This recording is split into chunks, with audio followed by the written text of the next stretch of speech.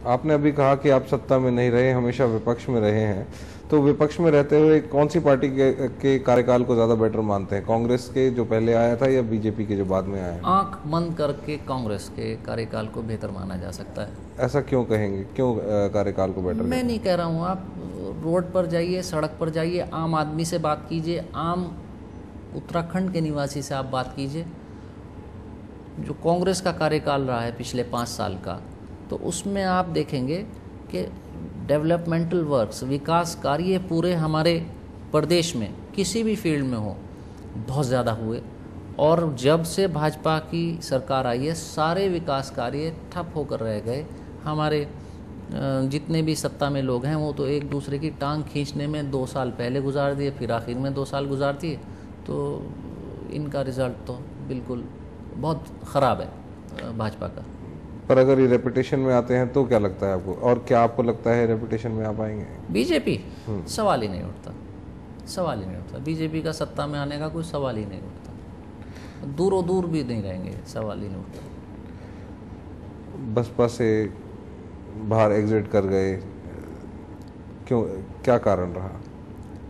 बहुत अहम सवाल है ये, और जिसका मैं जवाब भी देना आपको अहम समझता हूँ। बीजेपी और बीएसपी एक दूसरे के पहलू हमेशा बने रहे, सिक्के के पहलू बने रहे। हमेशा यूपी में जब बीएसपी की सरकार बनी तो बीजेपी के बिना नहीं बनी। हम लोग लगातार बीएसपी में बात करते रहे कि ये बीजेपी के साथ हाथ मिलाना बिल्कुल ठीक नहीं। तो ये कहा जाता था बीएसपी की तरफ से, मायावती जी की तरफ से ये कहा जाता था कि अब के नहीं। जब सन 2009 का पार्लियामेंट का चुनाव आया तो बार बार मायावती जी के लिए बीएसपी से कहा जाता रहा कि होने वाली प्रधानमंत्री बहन कुमारी मायावती जी इस बार प्रधानमंत्री बनेंगी, आपके अगर याद हो तो। जी। मीडिया में बहुत बड़ी तरह बढ़ा चढ़ाकर ये बात कही जाती रही कि बहन कुमारी मायावती जी को प्रधानमंत्री बनाया जाएगा। हमने बहन जी के सामने ये सवाल रखा कि बहन जी 250 एमपीज़ तो बहुत दूर की बात, 272 मैजिक फिगर है, 272 पर केंद्र में सरकार बनेगी सांसदों पर। जी। वो तो नहीं आ सकते आपके, 250 भी नहीं आएंगे, 200 भी नहीं आएंगे, 100 भी नहीं आएंगे, क्योंकि उत्तर प्रदेश के बाहर बीएसपी नहीं है। ज़्यादा से ज़्यादा 25, 30, 35 आ सकते हैं, 50 आ जाएंगे। क्या 50 पर आपको कौन बनाएगा प्रधानमंत्री? कहने नहीं हम प्रधानमंत्री बनेंगे। तो हम लोगों ने ये रखा था कि आप ये तय कीजिए कि भाजपा से समर्थन ना लेंगी भारतीय जनता पार्टी से, और ना भारतीय जनता पार्टी को समर्थन देंगी। आप अगर ये ऐलान करती हैं तो ठीक है, अगर ये ऐलान नहीं करती तो फिर हमारा पार्टी में रहना मुश्किल। तो उस बात पर वो चुप लगा जाती थी पूरी पार्टी, प्रदेश अध्यक्ष से लेकर और बहन जी तक। इस सवाल का कोई जवाब नहीं दिया जा रहा था।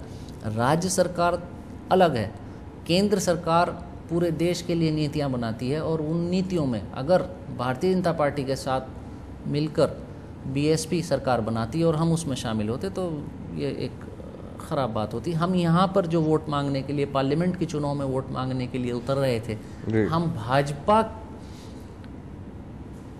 की कॉज पर, भाजपा को बताकर हम वोट मुसलमानों से, अल्पसंख्यकों से और दूसरे वर्गों से वोट मांग रहे थे।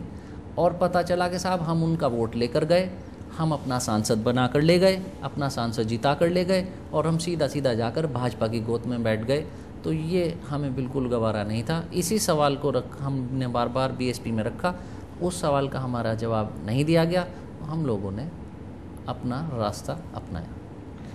ये वाले इलेक्शन में भी एक तरफ ये आवाज़ सुनने में आ रही है कि शायद बीजेपी और बीएसपी का गठबंधन हो जाए लेटर स्टेज पे, और अगर आप बीएसपी में किसी से भी बात करो तो सब इस चीज़ को बिल्कुल एकदम नकार देते हैं कि भाई किसी भी हालत में नहीं होगा। तो किस बात में सत्य माने, किस बात में असत्य माने? बीएसपी का किस स्टेज पर गठबंधन बीजेपी से हो जाए, इसका ना तो बीजेपी को मालूम और ना बीएसपी को मालूम। इनका गठबंधन कभी भी किसी भी पॉइंट पर हो सकता है, छोटे से छोटे पॉइंट पर हो सकता है, जिला पंचायत के चेयरपर्सन के लिए हो सकता है, जैसा कि जिला हरिद्वार में अभी हुआ। जी। कांग्रेस के कैंडिडेट को हराने के लिए बीजेपी ने बीएसपी के कैंडिडेट को समर्थन किया, खुले तौर से किया, और बड़े से बड़े गठबंधन में पार्लियामेंट तक, असेंबली तक हो सकता है, कोई बड़ी बात नहीं। तो चलिए, ये तो बात हुई बसपा और भाजपा की। अब आप किससे टिकट एक्सपेक्ट कर रहे हैं? मेरी कोई एक्सपेक्टेशन नहीं। मैंने सब लोगों से एक बात की अपनी विधानसभा सर्किल में, अपने पूरे ज़िले में। मेरे फादर काफ़ी मंगलौर और लक्सर और रुड़की विधानसभाएं जो हमारे हर 2/3 ज़िले का एक हिस्सा बनती हैं, पूरे इलाके में घूमकर लोगों से राय मशवरा की, सलाह किया कि अब क्या अगला कदम उठाना चाहिए। तो सब लोगों ने एक राय होकर ये कहा कि आप कांग्रेस में जाएं। कांग्रेस से अगर टिकट मिलती है तो मेन कंपटीशन किससे नज़र आता है अपने विधानसभा क्षेत्र में, या जहाँ से भी लड़ेंगे? ये तो कोई ज्योतिषी बता पाएगा, ये तो ऊपर वाला बता सकता है। मैं तो इस सवाल का जवाब नहीं दे पाऊंगा। चलिए, एक और उपाधि आपको मिली हुई है कि विधानसभा में सबसे तेज तर्रार विधायक भी आप ही हैं। ऐसा क्यों कहा जाता है आपके लिए? ये भी मैं ये कहूँगा उन उपाधि देने वालों से कुछ तो बताना पड़ेगा। अब वो तो किस बात पर वो तेज तर्रार कहते हैं मैं नहीं कह सकता, लेकिन इतना है कि जब एक मैंडेट लेकर, वोट लेकर आम आदमी का, जनता का हम वहाँ पहुँचे हैं विधानसभा में, हम वहाँ जाकर जिस जनता का वोट लेकर पहुँचे हैं, हम उसके हकूक़ की लड़ाई लड़ते हैं, उनके अधिकारों की लड़ाई लड़ते हैं जी। तो शायद हो सकता है कि उसका नतीजा ये हो कि वो उस लड़ाई लड़ने को आपकी ज़बान में तेज तर्रार कह देते हो। तो क्या कन्फ्रंटेशनल है, कन्फ्रंटेशनल मानते हैं अपने? लड़ाई के मायने कोई हाथों पैरों की लड़ाई थोड़ी होती है जी। लड़ाई होती है, आप वहाँ पर अपने इश्यूज़ रेज़ कीजिए। मैं ऐसी कॉन्स्टिट्यूएंसी से को रिप्रेजेंट करता हूँ जहाँ गन्ना बहुत ज़्यादा होता है। मंगलौर विधानसभा सर्किल में सबसे ज़्यादा गन्ने की खेती होती है जी। मैं गन्ने का मसला बहुत रखता हूँ जी। मंगलौर में आजकल बिजली की बहुत शॉर्टेज है, मैंने बिजली की बहुत शॉर्टेज रखी।